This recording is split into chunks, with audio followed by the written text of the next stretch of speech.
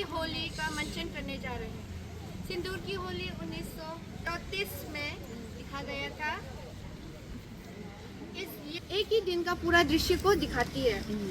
इसमें कुल 9 पात्र हैं, 2 महिला और 7 आपके पुरुष पात्र हैं। मैं इस नाटक की सूत्रधार हूँ। आगे मैं आप सबको इस नाटक में जुड़े रहने के लिए मदद करूँगी। तो आगे बढ़ते हुए नाटक का पहला अंक आरंभ करते हैं। पहला अंक बरसात का दिन, सुबह 9 बजे के लगभग का समय। डिप्टी कलेक्टर मुरारी लाल का बंगले के हॉल में मुरारी लाल का मुंशी माहिर अली साफ सफाई करते हुए भीतर की ओर से मुरारी लाल का प्रवेश। कहाँ चले गए थे जी? 9:30 हो रहा है और आज कितने भी अधिक है। घंटे भर के बाद मुझे वापस जाना पड़ेगा। तुम्हारा पता नहीं कहाँ रहते हो आज? इसके भतीजे?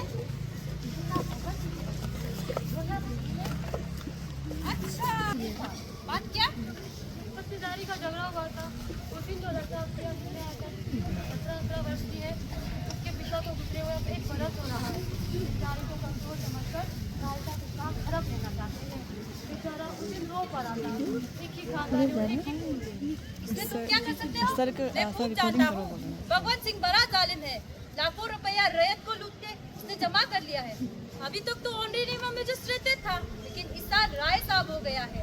उधर के इलाकों में उसका बड़ा रोब है। मुंशी जी, इसमें मैं क्यों ना कुछ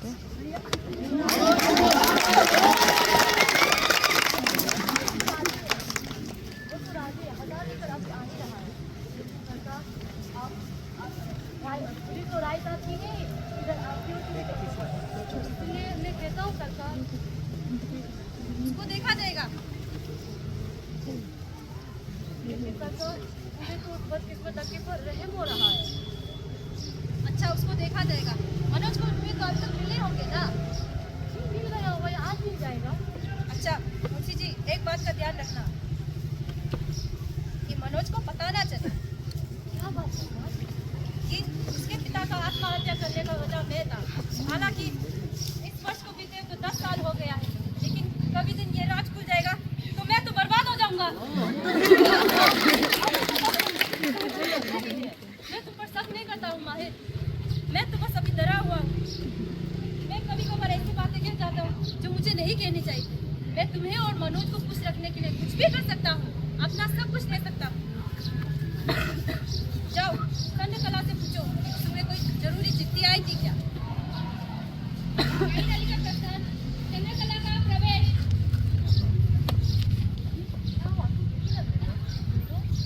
अच्छा माहिर, बाहर जाके देखना वो लोग आ गए हो। नहीं क्यों उदास हो रही हो? कोई चिट्ठी आई थी?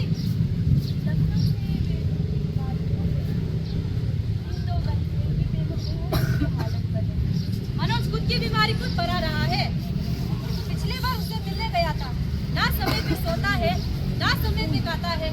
हॉस्टल में तो सारे लड़के हॉस्टल में ही सोते हैं, लेकिन वो महाशय, वो तो रात भर पार्क में बांसुरी बजा फिरता है। क्या करूं मैं इसका? कब मुझे इस झंझट से छुटकारा मिलेगा? उनसे आपका क्या संबंध है? कैसे बात कर रही हो? मैं क्या करता हूँ, क्यों करता हूँ, इसकी आलोचना तुम्हें नहीं करनी चाहिए। मैंने तो कुछ कहा नहीं। चुप रहो, कहा क्यों नहीं? वो मेरे मित्र का लड़का है। जब वो मरने की अवस्था में था, उसने मुझे उसकी जिम्मेदारी दी थी। इसीलिए मैं उसके लिए चिंता रहता हूँ। और मैंने तब से ठान लिया था कि जब तक वो अपने पाँव पर खड़ा नहीं रहता, तब तक मैं उसकी जिम्मेदारी निभाऊंगा। इसीलिए उसके लिए हमेशा मैं चिंतित रहता हूँ। अच्छा, तो आप मुझे क्षमा करेंगे। ये क्षमा तुम नहीं मांग रही। मैंने तुम्हें BA तक पढ़ाई शिक्षा दी है, वही शिक्षा आज मुझे क्षमा मांग रही है। जाओ भीतर, आजकल के बच्चों में एक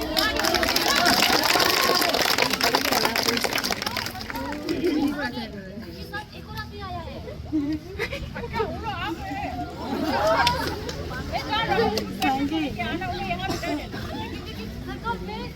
अरे माहिर, इसमें क्या है? मुझे बता देना, मैं वापस आ जाऊंगा।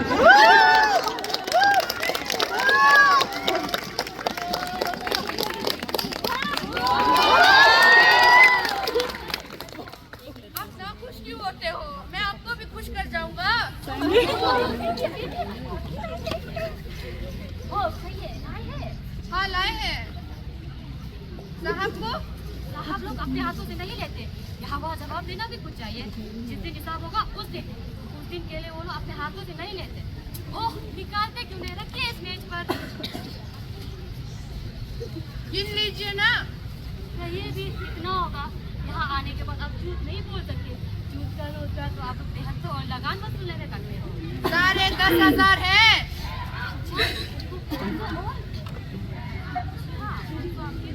मेरे लिए 500? आपके लिए। आपने बाबू साहब को समझ क्या रखा है? इस कलेजे का पूरे इस जिले में नहीं। साहब लगता है आपका कभी सबका नहीं बना, नहीं तो आप बाबू साहब को समझ गए होते। इस जिले में कोई ऐसा तो नहीं है जो बाबू साहब तबीयत ना जानता हो। आप के लिए खर्च कर दिए है। अच्छा तुम्हें अलग कर दीजिए सरकार। नहीं ललिका प्रसन्न। साहब लगता है शिकायत करनी चाहिए। मालूम होता है किसी का नवाब है। किससे और क्यों? आप शिक्षा देते रहिए साहब, ऐसा नहीं होगा। साहब का कोई की तनख्वाह नहीं मिलती, आप पूछे क्या? तुम चुप रहो।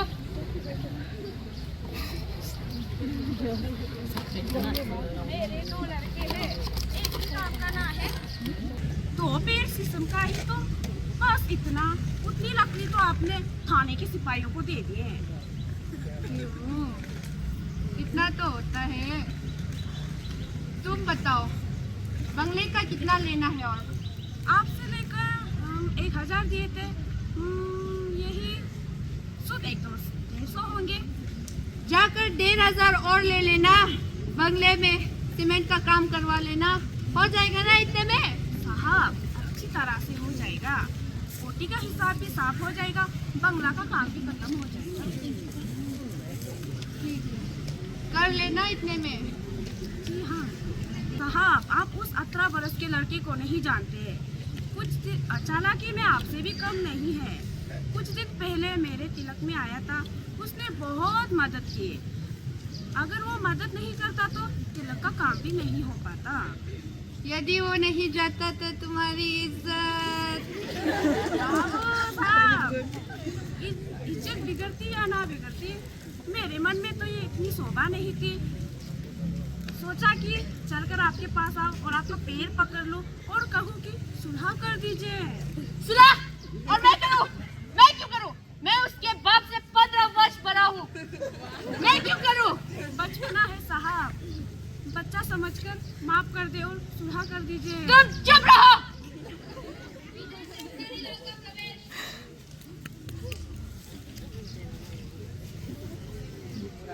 अरे अरे बैठिए बैठिए। अरे रहे साहब। आप मेरे मामा के लड़के हैं। सगे मामा के लड़के? जी हाँ, एक तरह से एकदम सगे हैं। मेरा चचेरा भाई केवल जो 4 बरस से अलग था। हम दोनों के दादा भाई थे। वो मेरे लिए भाई समान था। दुर्भाग्यवश पिछले वर्ष उसकी बीमारी से मृत्यु हो गई। मुझसे केवल 15 वर्ष छोटा था। परिवार में कोई योग्य व्यक्ति मरता है तो दुख होता है, लेकिन इसमें हम क्या ही कर सकते हैं। राय साहब देखिए, संसार में हर कोई सुखी नहीं रहता, यही संसार की लीला है। अच्छा उनके घर में काम कैसे चलता है? एक 17-18 साल का लड़का। वो तो पढ़ता होगा। जी नहीं हुजूर, वो पढ़ता नहीं। आपने उसे देखा होगा अदालत में। मेरा तो जीना हराम कर रखा है। बड़े ठाट बात से रहता है वो लड़का। खाने पीने का तो पता नहीं, अंग्रेजी फैशन बना फिरता है। एक नंबर का आवारा है। हाँ साहब, मैंने देखा है। रहता तो वो बड़े ताक वाक से है। अच्छा आप उसे समझा क्यों नहीं देते? वो तो आपका अपना है। अब इन्हीं से पूछ लीजिए, ये तो उनका विरोध करेंगे नहीं। खैर मैं तो अभी उनका दुश्मन बना हूँ। उनके पिता का नाम रमापति था ना? जी हाँ। अच्छा तो वो वाला मामला था ना, मुसम्मत वाला मामला, जिसके आपको हाई कोर्ट में उसने हरा दिया था, उसे वारिस ठहरा दिया गया था। सरकार वो तो हक का मामला था ना। अच्छा, आपको पता नहीं था कि वो वारिस था या आप? जहाँ तक तो मुझे पता है कि आप दोनों एक ही वंश के हो। आप दोनों को तो आपस में सुलझा लेनी चाहिए थी। जी सरकार। अच्छा, आप उस लड़के को समझा क्यों नहीं देते?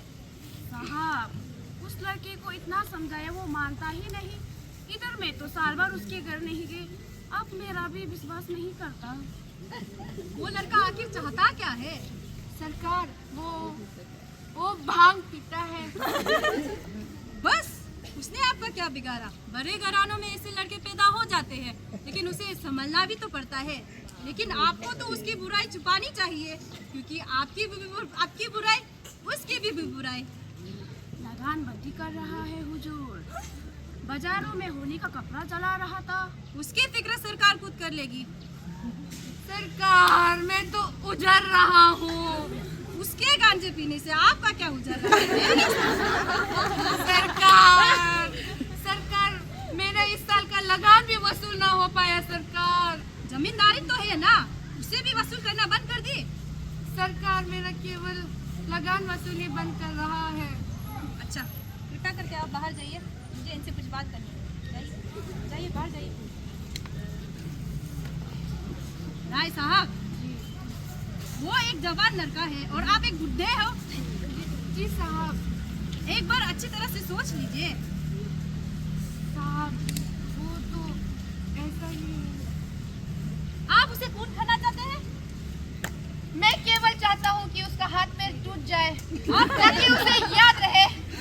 आप कहे तो मैं उसे समझा दूं, डरा दूं, धमका दूं, आपके रास्ते का रुकावट नहीं बनेगा वो। लेकिन सरकार।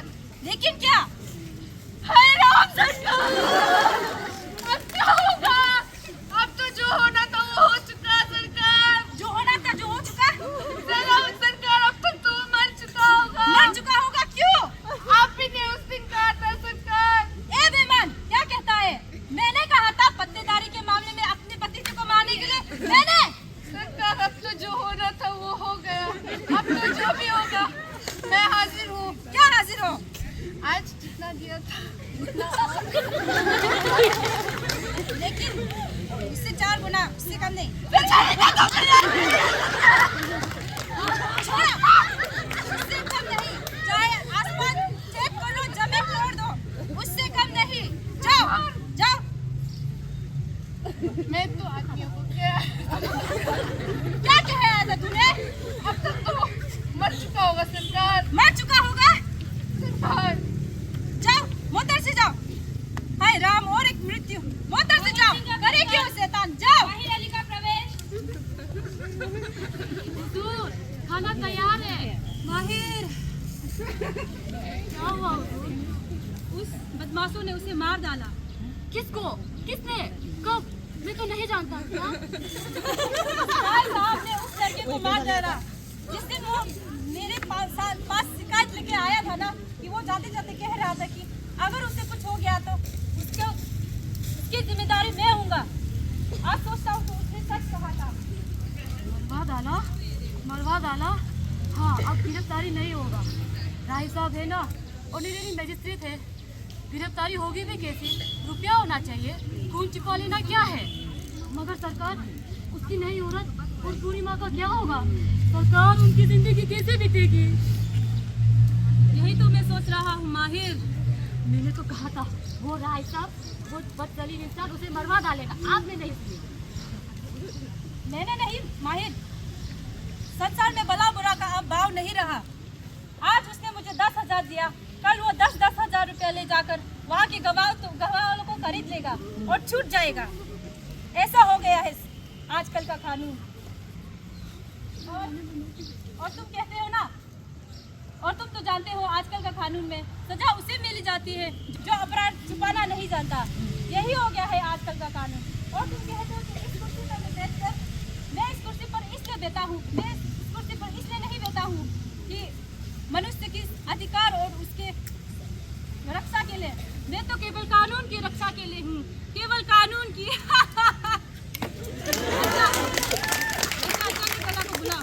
लेकिन सरकार, खाना तैयार है। मैं आज खाना नहीं खाऊंगा।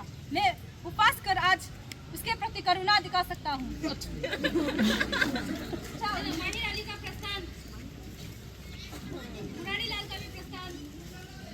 गुनाह करने के बाद अपने गुनाह को छुपाने के लिए मुरारी लाल को रिश्वत देने आता है और मुरारी लाल भी रिश्वत लेता है, उसका साथ देता है उसके गुनाह को छुपाने के लिए।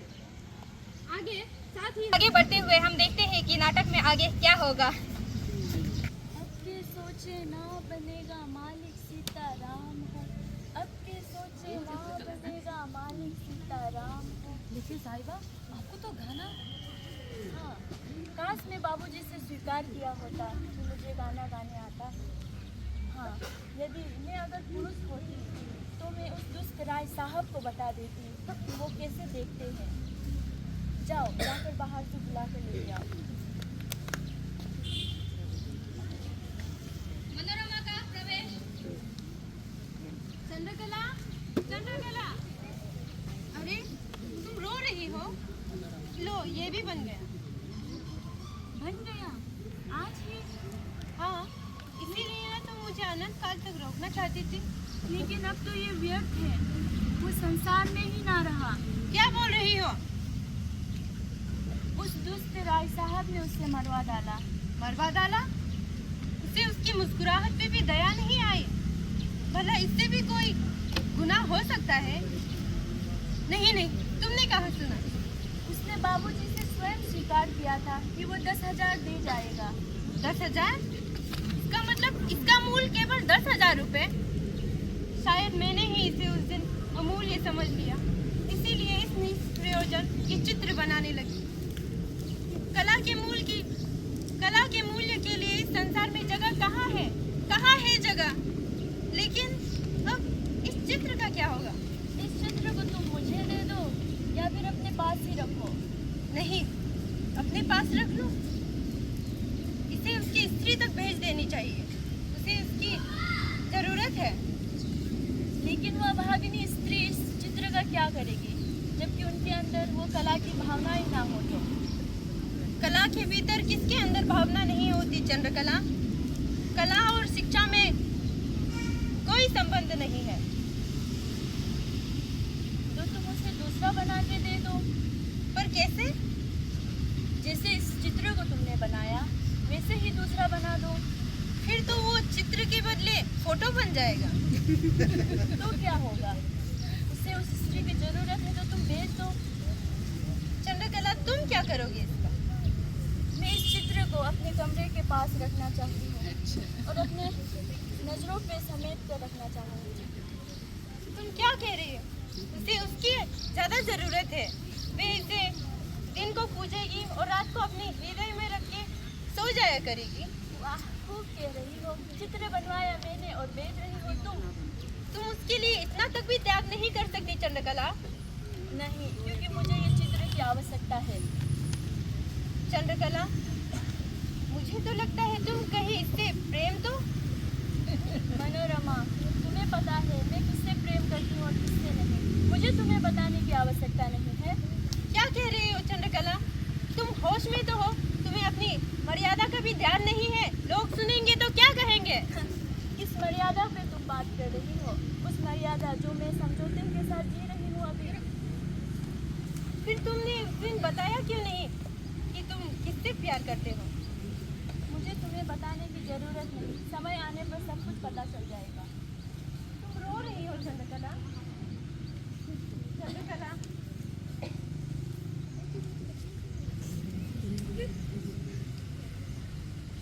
चंद्रकला का प्रस्थान, मुरारी लाल का प्रवेश।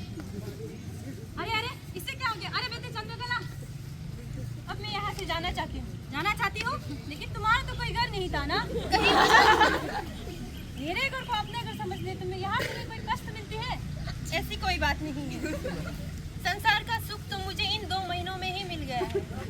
अच्छा खाना, चैन की नींद, सुंदर वस्त्र, और क्या चाहिए? लेकिन ये सब होने के बाद भी ये आपका घर है, मुझे अपना घर बनाना है। मेरे घर को अपना घर समझने में क्या परेशानी है तुम्हें? हरगिज नहीं, मैं विधवा हूँ। अरे तुमने तो अभी तक अपना पति का चेहरा भी नहीं देखा, ये सब ज्ञान कहाँ से तुम्हें मिला? मैंने अपनी इन आंखों से तो नहीं, पर अपनी कल्पनाओं में देखती हूँ उन्हें। ये तो जरा। हाँ देख रहा हूँ। अरे ये तो रजनीकांत का चित्र है। इससे आपको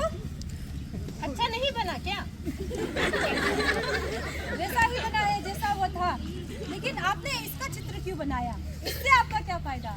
मुझे उसका मुख अच्छा लगा तो मैंने बना दिया। तुम भी एक समस्या हो, आपको कैसे पता? इसीलिए मैं तुम्हें समझ नहीं पाता।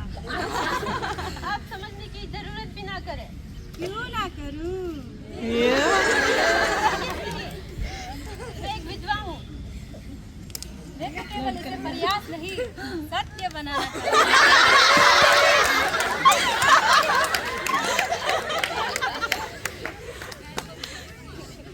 मैंने 4 चित्र बनाए हैं। 3 आप लोगों का है, आपका, मनोज और चंद्रकला का। मैं इस चित्र को, रजनीकांत के चित्र को अपने साथ ले जाना चाहूँगी। पता नहीं रजनीकांत किस हालत में होता होगा, मरा होगा या जिया होगा। मुझे क्या, ये मेरी आखिरी चित्र हो। आखिरी क्यों? ऋषिकेश जाऊंगी, अपने रंग और कलम को गंगा में विसर्जित कर माला खरीदूंगी। इसी अवस्था में? हाँ, अच्छा, चंद्रकला को बुलाओ। अच्छा, मैं चला जाता हूँ। मुरारी लाल का प्रस्थान। मनोज शंकर और माहिर अली बात करते हुए अंदर सब नहीं जानूंगा, अभी मेरा सर चकरा रहा है। आप देखिए, मैं आपका सामान रख कर आता हूँ। वाह, इतना सुंदर चित्र जरूर मनोरमा ने बनाया होगा। प्रसन्न तो हो? मैं, हाँ तुम। यहाँ और कोई है तो नहीं? एक लड़का यहाँ आया था कुछ दिन पहले, यही के रहने वाले थे। उसका देहांत हो गया, किसी ने उसे मरवा डाला, मजिस्ट्रेट और राहित साहब ने। मरवा डाला? ओ, माहिर अली इसी के संबंध कह रहा था। वैसे ये चित्र तुमने बनाया है ना? तो क्या ये तुम्हारी? नहीं, समझो जो समझना है। चलो, वैसे डॉक्टर साहब गए? अभी नहीं। क्या कर रहे हैं? क्या कर रहे हैं? दे दबा रहे हैं। दबा रहे हैं? चलकर देख लो, कभी सिर पर हाथ रखता है तो कभी हाथ पर तो कभी छाती पर। मुझे तो लगता है कि वे किसी तरह के खिलवाड़ कर रहे हैं। खिलवाड़ कर रहे हैं? अच्छा, वो उसके साथ खिलवाड़ करे और तुम मेरे साथ खिलवाड़ करो? ठीक उसी तरह जिस तरह वे कर रहे हैं। नहीं, उनका खिलवाड़ तो गरी दिन 2 दिन का है, लेकिन तुम्हारा तो शायद मेरे जीवन के साथ होगा। उसका अंत तो मेरा अंत होगा ना। पर हम दोनों मिले सिर्फ 2 महीने हो रहे हैं। तो इसी 2 महीने से तुमने अपना खिलवाड़ प्रारंभ कर रखा है। मैंने? हाँ, तुमने। नहीं, मैंने कोई खिलवाड़ नहीं किया आपके साथ। आप जिस मोह में हो वो भयंकर है। भयंकर है? हाँ, भयंकर है, भयंकर। चंद्रकला भी उस लड़के में इतना रिझ गए कि वे बीमार पड़ गए। तुम्हारा साहब, वे भी मुझसे प्रेम करने लगे। सुनो मनोज, तुम अगर मेरे प्रेम को समझ सको तो समझो। मैं तुम्हें अपने पति तो नहीं बना सकती, पर अपने प्रेमी बना सकती हूँ। आज शाम ही देना होगा, कल सुबह मैं जा रही हूँ। इसका मतलब है तुम मुझे अपने आप से दूर करना चाहती हो? ऐसी बात नहीं है। तुम्हारे साथ संसार में रहना चाहती हूँ, लेकिन मैं एक विधवा हूँ। मैं नहीं चाहती कि मेरे वजह से तुम्हें कोई दुख हो। आज तुम्हारी परीक्षा थी ना? थी तो, लेकिन मैं अब परीक्षा नहीं दी। क्यों?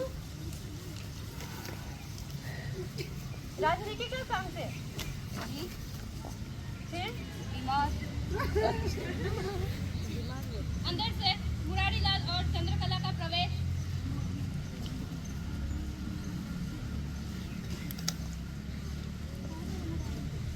अरे मनोज, तुम यहाँ परीक्षा नहीं दी? जी नहीं, क्यों? परीक्षा का कोई लाभ नहीं। पैसे नहीं मिले क्या? मिले तो? हाँ? पैसे मिले तभी तो परीक्षा छोड़कर चला है। क्यों? किस लिए? लेकिन मैं पूछता हूँ क्यों? आपने 15 दिन पहले ही 400 रुपये दिए थे और अब 200 और क्यों बेचते हैं? अरे बेटा, वो तो तुम्हारे आराम के लिए था ना। जाने दीजिए, आपको 600 रुपये केवल वेतन मिलता है और अपना सारा वेतन मुझे देकर घर का काम कैसे चलेगा? अरे उसकी चिंता तुम क्यों करते हो? क्योंकि इस प्रकार आपकी नैतिक भाजन की संभावना है। अपना सारा वेतन मुझे देकर आप अनुचित रीति से अपने लिए रुपये हो सकता है, लेकिन तुम्हारा क्या? आप कह सकते हैं यदि ये मारा गया हो तो इसका अपराध आपके अंत तक होगा। तुम्हें क्या हो गया है? क्योंकि 15 दिन से बाबूजी को मैं बराबर अपने सपने में देखता हूँ। मेरा मानसिक रोग बढ़ गया है। कलेजे से लो उठकर जैसे आंख पर कर बाहर आना चाहती है। आप ही बताइए मेरे मरने से आपका क्या लाभ होगा? मैं तो तुम्हें अपने पुत्र से कम नहीं समझता और तुम कहते हो कि मैं तुम्हें मारना चाहता हूँ। मैं? अरे ये तो यही बात हुई ना, जिसके लिए चोरी करे वही कहे चोर। गया है। आप रुपए के बल पर मुझे ऐश्वर्या में अंधा बनाना चाहते हैं ताकि मैं आपसे ये ना पूछूं कि पिताजी ने आत्महत्या क्यों की। मेरे कलेजे में जो अंतरात्मा में आग लगी है वो कितनी जरूर है। आप इसे छूना भी नहीं चाहते। इस तरह कब तक मेरा प्राण बचेगा? अरे ये तो रजनीकांत है। उस बदमाश ने उसे मार डाला। मार डाला उस भाई साहब ने उसे मार डाला। चंद्रकला रजनीकांत से प्रेम करने लगती है। साथ ही चंद्रकला के पिता मुरारी लाल भी मनोरमा से प्रेम करने लगते हैं, पर मनोरमा इसे अस्वीकार करती है। साथ ही हमने देखा कि मनोज अपने पिता के आत्महत्या करने के कारण मानसिक तनाव से गुजर रहा है। कि रजनीकांत लाश बनकर यहाँ आता है।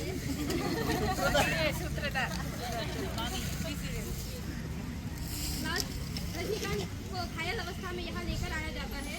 साथ ही आगे हम देखते हैं और यहीं पे हमारा दूसरा अंक, पहला अंक समाप्त होता है। अब यहाँ पे दूसरे अंक का आरंभ होगा। दूसरा अंक का प्रवेश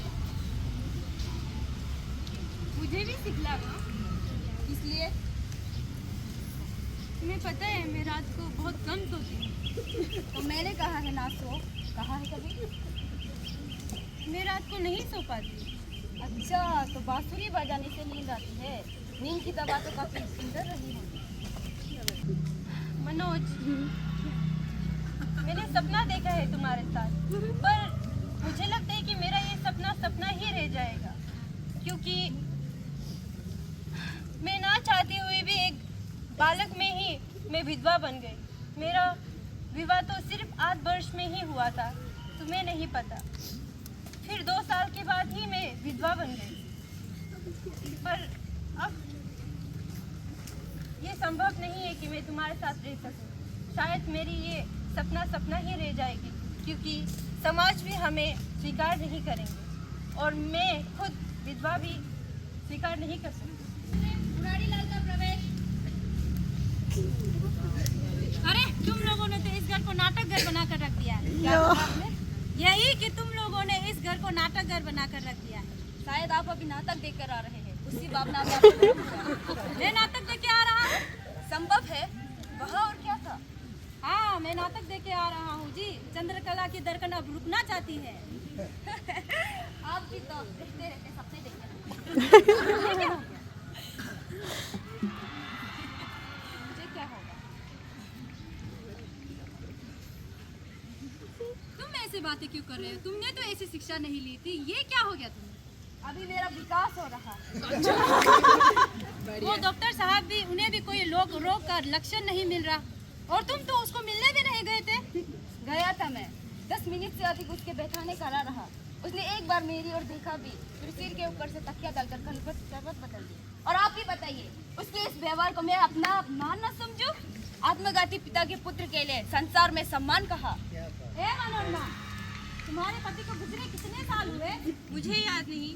मेरे विवाह की स्मृति मेरे साथ नहीं है। हम सभी इसके लिए दुखी हैं। मुझे कोई दुख नहीं है। हाँ, पुरुष कभी विधवा नहीं बन सकते। विधवा की स्थिति एक विधवा ही समझ सकती है। रजनीकांत का चित्र तुमने अपनी तबीयत से बनाई थी ना? हाँ, मैं तो उसे रंग देकर जा रही थी, पर आपकी बेटी चंद्रकला ने मुझे उसे पूरा करने में मजबूर किया। चंद्रकला ने? मुझे उसकी मौत होने का बहुत दुख है। ये मेरा मन और मेरा ईश्वर जानता है। और इसी दुख में चंद्रकला बीमार पड़ी है। आप जानते हैं मैं मनुष्य की कमजोरियों का कितना निष्ठुर आलोचक हूँ, इसीलिए मैं चंद्रकला की इस बीमारी को नाटक समझता हूँ। मैं तो समझता हूँ। आपने देखा नहीं, जब उसकी लाश लाकर रखी गई वो किस तरह उसकी ओर देख रही थी। यहाँ से रुमाल डाल के चली गई। अगर यहाँ रहती तो रो पड़ती। अरे बेटा, उसका मन कोमल है, इसीलिए वो रो पड़ती है। उसकी यही अवस्था को देखकर मेरा मन भी घबरा उठ रहा है। मैं तो चाहता हूँ कि मैं तुम्हें और चंद्रकला को साथ देखूं। आपके जाने से कुछ नहीं होगा। चंद्रकला और मैं एक दूसरे से कितना दूर है इसका ध्यान तो आपको रखना चाहिए था। अरे ये दूरी तो तुमने ही तो खुद बनाई है। जी नहीं, मैंने ऐसी दूरी के लिए कोई काम नहीं किया। चंद्रकला और मैं अगर मैंने किया भी तो इस पर मेरा अधिकार है। अच्छा, वो क्या था? तुमने अभी विधवा का हाथ पकड़ा। मैं खूब जानता हूँ ये सब चीज। मैं भी तुम्हारे जैसा था। ये नहीं, वो विधवा नहीं है। आग है आग, हलाहल विष है। जी नहीं सकता। मैंने तो उसका हाथ इसलिए पकड़ा ताकि मैं जीवन भर उसके साथ रह सकूं और बांसुरी बजा सकूं। इतनी जल्दी क्या थी? मुझसे दूर आ रहा। गोली मारकर बांसुरी बजा रहे हो तुम? गोली मारना यदि वीरता है तो गोली मारकर बांसुरी बजाना वीरता से बढ़कर वीरता है। महानता से बढ़कर महानता है। यदि ये मुझसे संभव हो तो मैं अपने आप को देवता समझूंगा। मनुष्य से बड़ा तो देवता होता है। हाँ, इस हालत में केवल मैं ही देवता हूँ। तुमने ये व्यंग करना कहाँ से सीखा? जीवन इस तरह की बातें लगातार सिखलाती है। कुछ लोग इसे ध्यान नहीं देते, इसलिए वो उपदेशक और दार्शनिक बनते हैं। और जो सुनते हैं, जो समझते हैं, वो शायद मेरी तरह व्यंग करते हैं। अच्छा, डॉक्टर को बुला के लाओ। मनोज और मनोरमा एक दूसरे से प्रेम करते हैं, पर मनोरमा विधवा होने के कारण मनोज को अपनाना नहीं चाहती समाज के डर से। और दूसरी ओर मुरारी लाल चंद्रकला और मनोज का विवाह करवाना चाहते हैं, जिससे मनोज अस्वीकार करता है क्योंकि वो मनोरमा से प्रेम करता है। और साथ ही हमने देखा कि जब रजनीकांत घायल अवस्था में यहाँ आए थे तो चंद्रकला वो बहुत भावुक हो गई थी और इसीलिए वो बीमार पड़ गई। उन्हें बुखार हो गया था। आगे देखते हैं भीतर से मुरारी लाल और डॉक्टर का प्रवेश।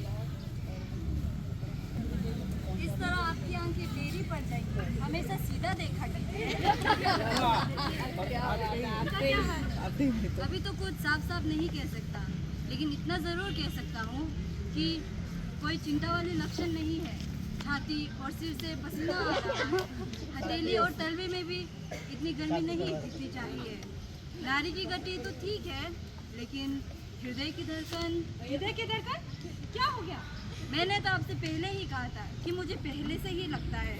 इतनी गहरी देखभाल के बाद मैं इसी निष्कर्ष में पहुंचा हूं कि उसकी हृदय की धड़कन रुक भी सकती है। उसकी हृदय की धड़कन रुक भी सकती है? मैं भी चिंता में हूं। सुनो जी, तुम्हें तो ये नाटक लग रहा था ना? डॉक्टर साहब को ये भी नहीं पता कि इस स्थिति में और किस तरह का रोग हुआ। उसकी शरीर में रक्त पैदा करने के लिए दवा दे रहा होगा। किस तरह? सुई देकर? जी हाँ। तो आप अब उसके भीतर रोग पैदा करना चाहते हैं। रोग तो अब तक था या नहीं, लेकिन अब जरूर हो जाना चाहिए। लेकिन मैं नहीं चाहूँगा कि उसके शरीर में कोई भी व्यर्थ पीड़ा पैदा हो। अच्छा, हाथों में बांसुरी है। कवि और गायक भावुक जीव होते हैं। आप सुई देना कैसे बर्दाश्त कर सके? लेकिन मैं आपको ये विश्वास दिलाता हूँ कि मुझे भी उसकी चिंता आपसे कोई कम नहीं। तो आपको कैसे निश्चय हुआ कि उसकी हृदय की धड़कन बंद हो रही है? दो लोगों के लक्षण एक तरह होते हैं। अच्छा, बहस बाद में कीजिए। उसे पहले ठीक हो लेने दीजिए। मेरे पास भी इतना वक्त नहीं। पानी गर्म करवाइए। डॉक्टर साहब जो फीस चाहे दिलवा दीजिए, लेकिन मैं नहीं चाहता कि उसके शरीर में कोई भी व्यक्त कष्ट पैदा हो। बड़े अजीब आदमी हो, आपने खुद ही दवा क्यों नहीं दे दी? बड़े फीस देने वाले। रोगी मर जाए और मैं फीस लेता बनूं? और आप कौन है? तो मेरे संबंधी। लेकिन चंद्रकला की दवा मैं करूंगा। उसका रोग मानसिक है और मैं भी इसी दौर से गुजर चुका हूँ।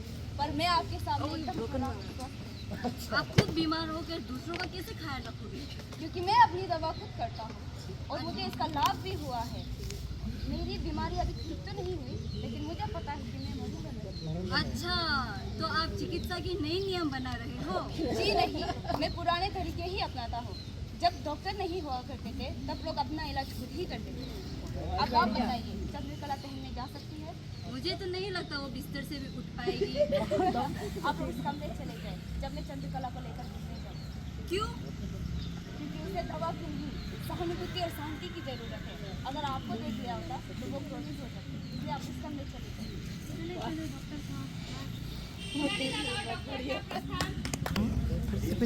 नहीं, वो मेरा क्या इस तरह शरीर छोड़ देना चाहिए?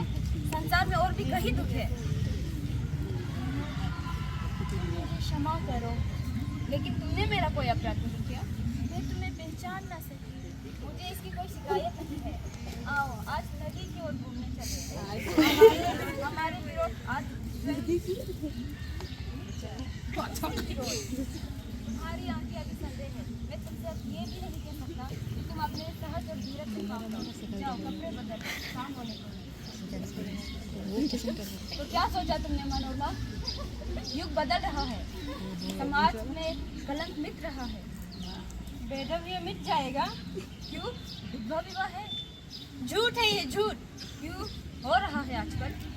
हो तो रहा है, लेकिन संसार इसे पूरी तरह से स्वीकार नहीं कर रही।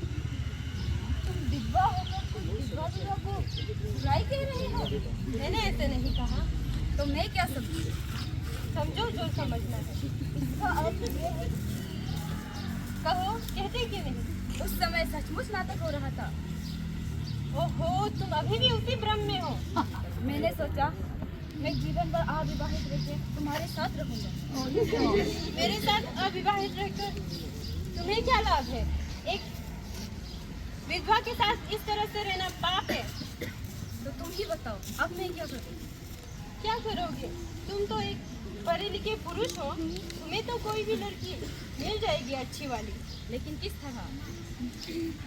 देखो मनोज, हम दोनों में कभी प्रेम था ही नहीं। हम दोनों में जो था वो सिर्फ मोह था। आओ चंद्रकला, कब आ गई?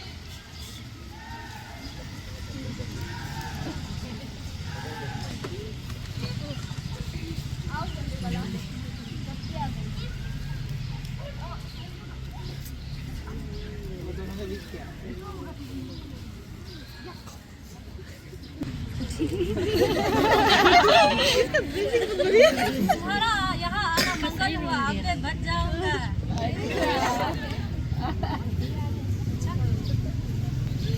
जाना चाहती थी ना? हाँ,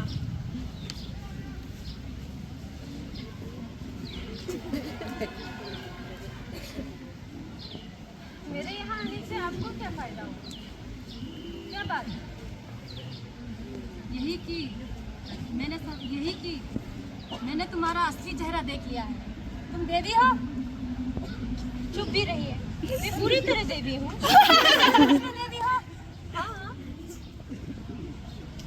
अच्छा, तुम्हारा कल जाना निश्चित हुआ, लेकिन तुम थोड़ी देर मेरे साथ रहकर मैं तुम्हारी मदद से नहीं नहीं, ऐसी मेरी शक्ति चली जाएगी। जब जरूरत होने को होगी तब होगी।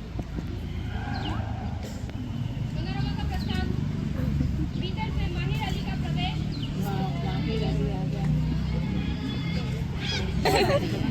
क्या हाल है? शायद सच है, मगर यही है गाँव 3 इंच लंबा और आधा ही चौड़ा है। लेकिन सरकार उन सबसे तो फेंक कर उसे जान से मार डालेगा। और उसके शरीर पर कुल 24 लाठियों के निशान थे। बस इतना काम कर दिया उसने। लेकिन सरकार इतनी चोट और दर्द, हाँ, लेकिन उसके चेहरे से मुस्कुराहट थी। मुस्कुराहट थी? जी हाँ, लेकिन पुतिन की तरह नहीं। उसने घायल अवस्था में भी उसके सफेद दाग बाल अभी निकल पड़े। हम लोग आपसे मिलना चाहते हैं। हरगिज़ नहीं, मैं बदनाम हो जाऊंगा। नहीं, मैं उसका चेहरा भी नहीं देखना चाहता। सरकार, खंडन कह रहे थे, आपने जो कहा था शायद 40,000 आ गए, पर मैंने कह दिया सरकार ऐसे पैसों पे लात मारते हैं। अरे मुझे जो 40,000 थे, आपने कह दिया लाख मार देते हैं। अरे 40,000 लुटेरे और हथियारों से लेने से कोई बुराई नहीं है। जाओ, अन्नानंद को बुलाकर अकेले में बात करें। मगर सरकार, मैं तो ऐसा नहीं कर सकता। उस लड़के की हालत अब तक बेहोश है। इसका नतीजा इतना कैसे नहीं होगा सरकार? वो चारों ओर से घेर कर मारा गया। तो होगा, उसको कहीं और से सजाएं मिल जाएगी। जाओ। और इसी के साथ हमारा दूसरा दृश्य समाप्त होते हुए, जैसे कि इस दृश्य में आपने देखा कि मनोज फिर एक बार मनोरमा को मनाने की कोशिश करता है, पर मनोरमा अपने निश्चय पर टिकी रहती है। ऐसी रात तो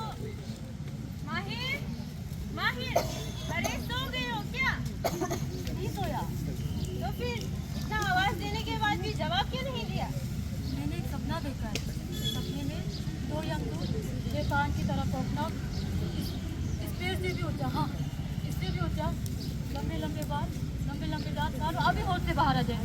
मेरा हाथ पकड़कर मुझे ले जा रहे थे। मालूम पड़ता है यहाँ चारों ओर दूध घूम रहे हैं। हाँ शायद माहिर, तुम यहाँ कब से काम कर रहे हो? 15 वर्ष हो गए।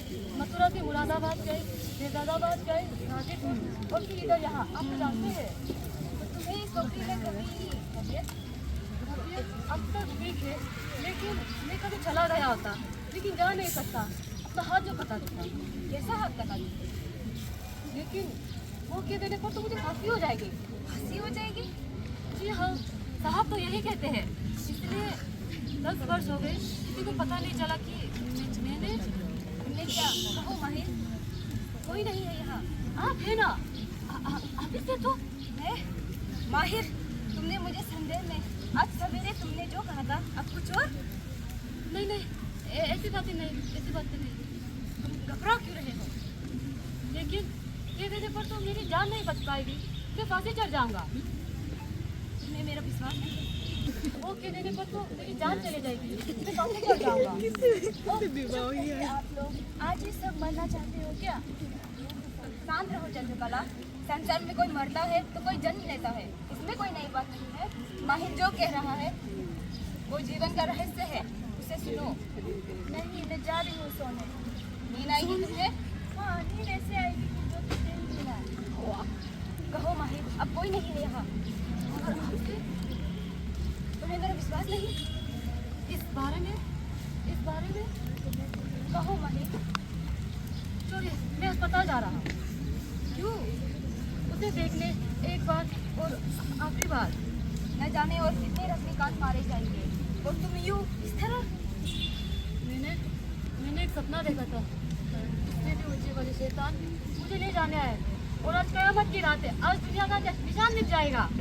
देखो माहिर, कयामत की रात रोज आती है। आज रजनीकांत की लेता, कल तुम्हारे लिए या मेरे लिए भी हो सकती है। इसमें घबराने वाली कौन सी बात है? तो तुम नहीं कहोगे अब? कह दूंगा। एक बार कहकर फांसी चढ़ जाना रोज की फांसी चढ़ने से अच्छा है। आप मेरे साथ अस्पताल चले, मैं आपको रास्ते में सब कह दूंगा।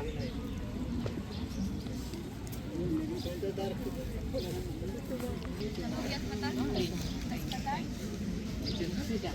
2 घंटे से मैं ऊपर में अब तो मरने की संभावना नहीं थी ना। तो अब मैं जाकर चिल्ला तो ना दूंगी। जाओ, जाके दिखाओ। इधर से मनोरमा का प्रवेश। अरे वाह, मैं तुम्हें इसी रूप में देखना चाहती थी। तुमने चित्र बनवाते समय ये श्रृंगार क्यों नहीं किया? जब तो मैं पार्वती की तरह शिव के लिए तपस्या कर रही थी। तुम्हारा मन फिर तो है ना? हाँ, मेरा मन बिल्कुल प्रसन्न और शांत है। कहाँ है वो चित्र? इसलिए तुम्हें वो बताने की मुझे जरूरत नहीं है। तुम्हारी आंखें मेरी आंखें दिखाई पड़ रहा है। तुम्हारी आंखों में ये चमक कैसी चंद्रकला? क्यों हो रही हो?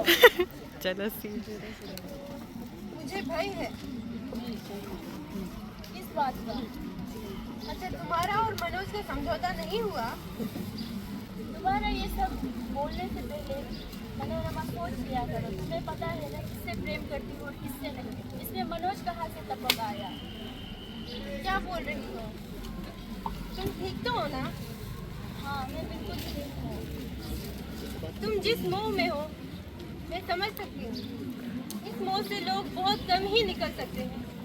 तुम्हें शायद समझने की जरूरत है। समझाओ, मैं क्या करूँगी क्या नहीं। मैं जो करना चाहती थी वो तो मैं कर लिया है मैंने। चंद्रकला, तुम सही में सोच तो नहीं हो ना? तुम्हें उन्हें संदेह करने की जरूरत है। मुझे तो डर है कि तुम खुद का सर्वनाश ना कर दो। सर्वनाश तो मैं हो चुकी हूँ। क्या कह रही हो चंद्रकला? मैं नहीं चाहती कि मेरी तरह तुम भी विधवा बन के रह जाओ। मैं तुम्हारे विधवा का आदर्श करती थी। 8 वर्ष की थी जब तुम विधवा हो गई। अब मुझे भी अपना मान लो। चंद्रकला,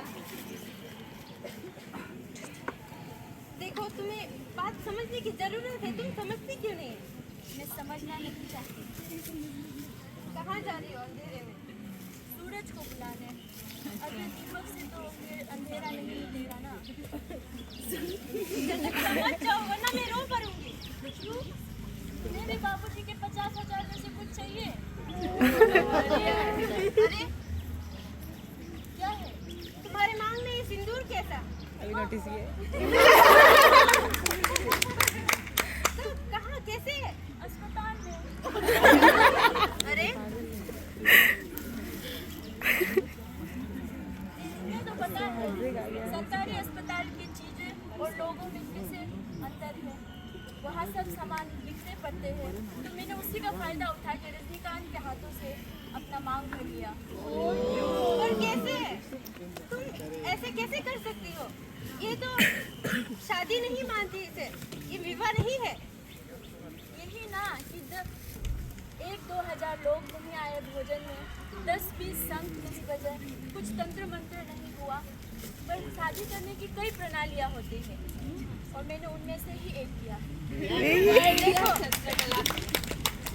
इसे संसार कोई भी इसे स्वीकार नहीं करेगा, ना ही तुम्हारा परिवार वाले और ना ही ये समाज।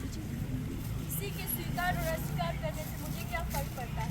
मेरा हृदय सच होना चाहिए और सदैव इसके जानना चाहिए कि मैं सच्चे मन से कर रही हूँ। तुम्हारा मन स्थिर नहीं है, तुम चुप रहो। मैं चुप नहीं रहूँगी। मुझे तो बात भविष्य में जाकर संसार को जवाब देना ही होगा।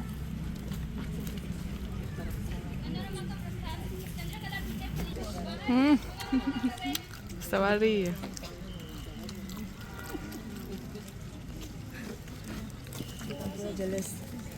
ऐसे क्यों देख रही हो? तुमने कभी विधवा औरत को श्रृंगार करते नहीं देखा क्या? नहीं, मैं बस ये देख रही हूँ कि तुम उस अंधेरे में जाने के लिए बहुत उतावली हो। उसमें उतावली वाली क्या बात? जो मुझे अच्छा लगा मैंने वही किया। मैं बार बार कह रही हूँ, ये विवाह नहीं है। तुम्हें समझ में क्यों नहीं आ रहा चंद्रकला? ये विवाह कैसे नहीं हुआ? मैंने तो उनसे प्रथम दर्शन का प्रेम किया था। प्रथम दर्शन का प्रेम यहाँ नहीं होता, हमारे देश में ये नहीं चलता, तुम्हें नहीं पता? कैसे नहीं होता? तुमने भगवान सीताराम के प्रेम प्रथम दर्शन प्रेम के नहीं जानते क्या? चंद्रकला, अभी मैं तुम्हें समझाऊंगी भी तो भी तुम नहीं समझोगे। और समझाओगी मत। चंद्रकला, तुम्हें मैं सुनना नहीं चाहती, चुप रहो तुम। तुम्हें समझने की मुझे जो जरूरत है। समझना था मैं समझ गई और मैं कर चुकी हूँ। तुम चुप रहो। तुम्हें सुनना पड़ेगा, चुप रहो। सुनना पड़ेगा। मैं नहीं सुनूंगी। मनोरमा का प्रस्थान।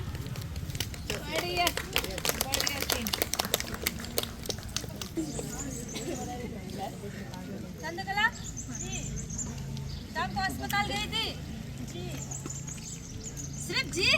मेरे सामने तुम्हें शर्म आ रही है? अस्पताल जाते समय तुम्हें शर्म नहीं आई? सारा संसार जान गया है कि तुम अस्पताल गई थी। क्यों गई थी? किसकी आज्ञा से गई थी? घूमने गई थी और क्या? सारा दिन नाटक करती रही और शाम को घूमने, वो भी अस्पताल गई।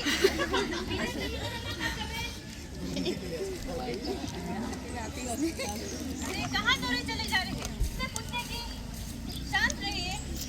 ऐसे गुस्सा ना हुए वरना दूसरा अनर्थ हो जाएगा। कोई और अनर्थ नहीं। तुम अंधेरे में क्यों खड़ी हो? बाहर से। सुनिए, आपको शांत होने की जरूरत है। ऐसी अवस्था में आप उधर जाओगे तो ठीक नहीं रहेगा। अच्छा, मेरा मन भी बहुत घबरा रहा है। आपका हाँ, रात के 10 बज रहे हैं। इसी तरह झंझटें और हाँ कहो। का मन स्थिर नहीं है। अच्छा, उसके मरे हुए तो 1 घंटा हो रहा है। मुझे उसके लिए बड़ा दुख है। ये मेरा भगवान जानता है। आज की रात की दुख की रात है। सभी लोग दुख हैं और समय भी बीतने का नाम ही नहीं ले रहा है। जैसे बड़ा ही ना बेहोश रहा। कुछ समय वो होश में तो आया लेकिन वो मिल नहीं पाया। बयान क्या था? अस्पताल की घटना के बारे में बयान में कुछ नहीं था लेकिन हो जाएगा। क्यों?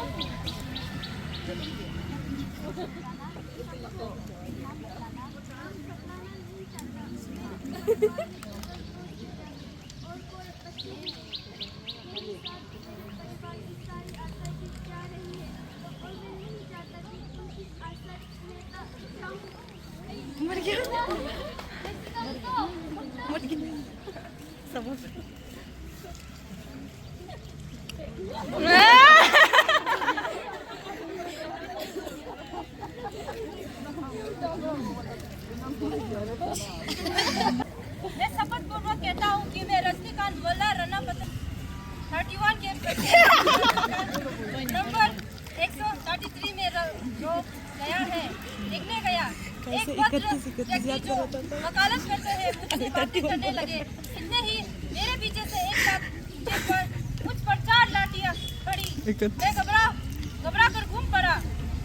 जो महोदय मुझसे बातों में मुझे फंसाए हुए थे उछल कर कहीं कदम पीछे हट गया और बोला और बोल पड़ा, मार डालो, अब क्या देखते हो। गिरने पर मुझे कितना लाठियां लगी ये तो मैं नहीं कह सकता।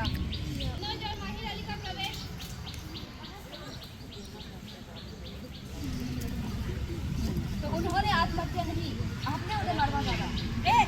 कौन कहता है? मेरे आपने उन्हें मरवा डाला। अगर सबूत चाहिए तो माहिर करा है। माहिर करते वक्त किसी ने आपकी मदद की। माफी सरकार, लेकिन रजनीकांत के खून से वो सूखा हुआ पेड़, उस खून का सूखा हुआ पेड़ हरा हो गया। माफी सरकार। याद कीजिए 10 वर्ष की वो रात आप अपने मित्र को भंग पिलाकर नदी में नाव से धकेल दिया। केवल 8,000 के लिए। आप उस वक्त भी डिप्टी कलेक्टर थे और तब भी माहिर आपका मुंशी था। आपने उसी रुपए से मोटर ली और गांव में एक बंगला बनाया। मुझे माफ कर दो। मैं अपना प्रायश्चित बराबर करता हूँ। मुझे क्षमा कर दो। मैंने तुम्हारे साथ कभी गलत नहीं किया, तुम जानते हो।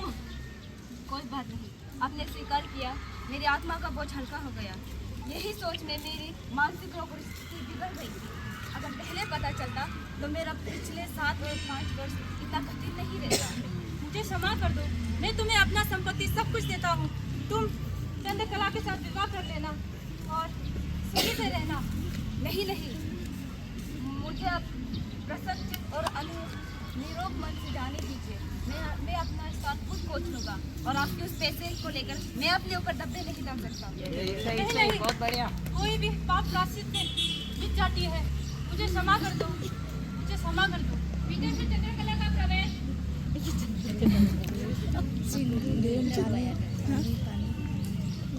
चंद्रकला, अब क्या होगा? जो होना था वो तो हो चुका। तुमने तो मेरी मर्यादा को तोड़ दिया। मुझे कहीं का नहीं छोड़ा। मर्यादा? मैंने तो आपके मर्यादा के लिए प्रायश्चित करके अभी तक मैं इससे प्रायश्चित कर ली। आपने ही इनके पिताजी को मारा है। मेरे सिर पर सिंदूर बाबूजी के 50,000 का प्रायश्चित है। अब क्या होगा? मैं जाना चाहती हूँ। यहाँ रहना नहीं चाहती? नहीं, चंद्रकला, मैं अगर यहाँ रहूँगी तो आपकी मर्यादाओं पर सवाल खड़ा होगा, इसलिए मैं ये घर छोड़कर जाना चाहती हूँ। मैंने कहा था ना, आज कयामत की रात है। चुप रहो।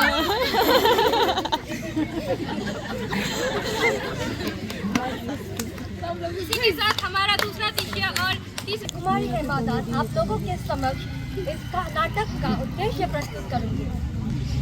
इस नाटक के उद्देश्य को हम निम्नलिखित बिंदुओं से समझते हैं। विधवा जीवन का चित्र। इस नाटककार ने भारतीय समकालीन समाज में नारी समस्याओं के बारे में बताया है। उन्होंने दिखाया है कि किस तरह से एक विधवा इस समाज में अपना जीवन व्यतीत करती है, किस तरह से वो कठिनाइयों का सामना करती है।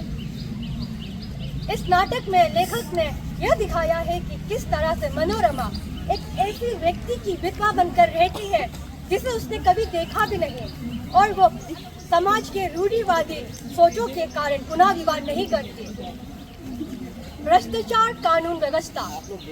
इस नाटक में नाटककार ने समाज में फैले भ्रष्टाचार को व्यापक रूप से दिखाया है। उन्होंने बताया है कि किस तरह से उच्च पद में रहने वाले अधिकारी अपने पद का दुरुपयोग करते हैं और अपने अपराध को छिपाते हैं। उदाहरण के तौर पर हम देख सकते हैं कि किस तरह से भगवंत सिंह अपराध करता है और डिप्टी कमिश्नर के साथ जाता है अपने अपराध को छिपाने के लिए, उन्हें रिश्वत देता है।